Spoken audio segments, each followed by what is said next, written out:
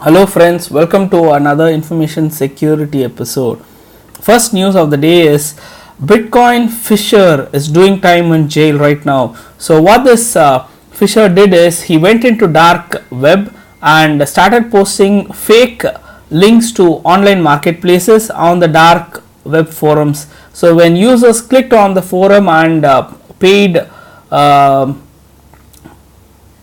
bitcoins, basically he was able to use those things for his own good. So he was able to convert them into fiat currency and started filling up his account. So they found this particular activity and was able to nab him.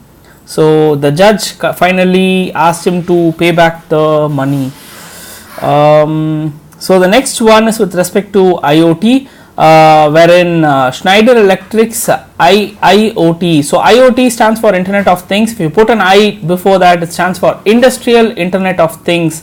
Monitor version 3.1.38 is found to be vulnerable to directory traversal attack, and what's been found is that an unauthenticated attacker can send a crafted packet to download csv.jsp file and try to directory traverse on the system, and any file which is accessible to the system user could be displayed on the browser is what is being found. Schneider Electric have already put up a patch for this particular vulnerability, and Fortinet comes out saying that if you were to use their IPS, you are protected against this bug even if you are not patched. But that doesn't mean to say that you shouldn't patch. You should always patch and rely on other kind of blocking mechanism as a secondary. The next one is with respect to fuzzing with the help of Sienna Locomotive, a new tool to help you to fuzz your application to see if it behaves weirdly when weird user inputs start showing up. So as a developer, you need not be picky as to which function you want to test. All you need to do is open up Sienna Locomotive and run the application once. The application would automatically list down all the functions which it can see. Then the user can just select the functions which he wants to test using so the functions is found via the lines like read file or fread. Then the Sienna Locomotive goes about its job doing fuzzing on that particular function to see if any input triggers a crash, and it logs as to what the CPU registers were and what the mini dump was and other stuff, so that you could go and take a look to see that you could try better at handling those errors.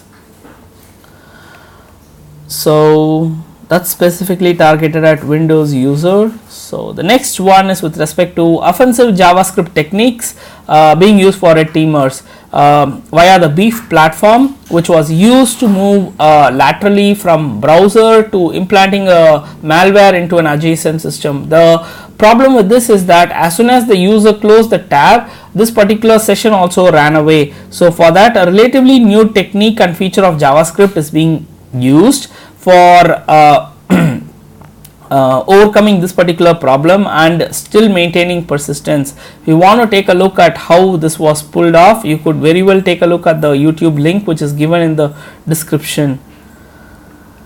So the next news is with respect to DragonBlood, a code name for cracking Wi-Fi WPA3 Wi-Fi passwords. So Wi-Fi password WPA3 came about because they found that WPA2 was vulnerable for crack attack, which is key reinstantiation. So the researchers were able to discover that by abusing timing as per this CVE, and by using side channel attacks based on caches for this particular CVE, they were able to recover Wi-Fi passwords of WPA3. The first thing which they do is downgrade is to do a downgrade attack and then do a side channel attack for leaking the password.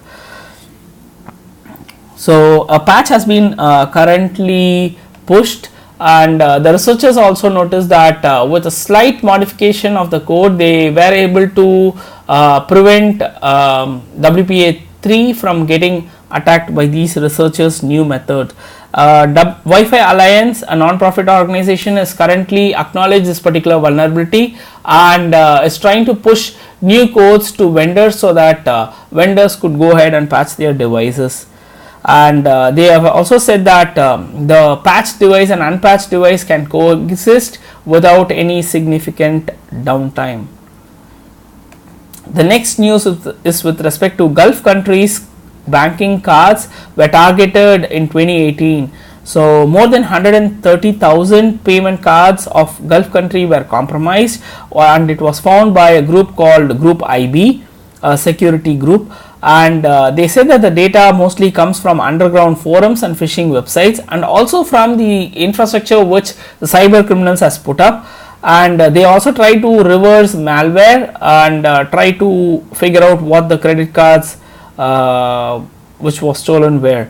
And usually the malware which used to steal these card details are Pony Form Grabber and Azurult.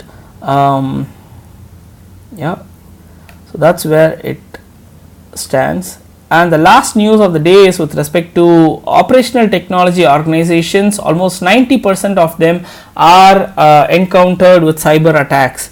So when questioned, 80% of users out of 100% were saying that they had insufficient visibility into the IT systems which they were having access to. So there could be an orphan system lying around in your network which could be running an unpatched, outdated version of a software which gets attacked, which in turn becomes a pivoting point to attack the OT technology.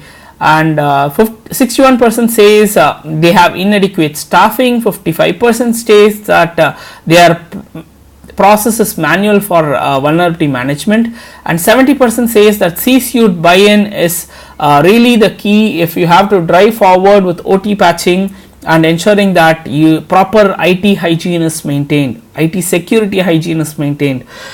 So, and the convergence of IT and OT is also compounded the problem for cyber security for critical infrastructure companies, is also being talked at this particular link. So with this we come to the end of today's security episode. Thanks a lot for watching this video. Bye bye.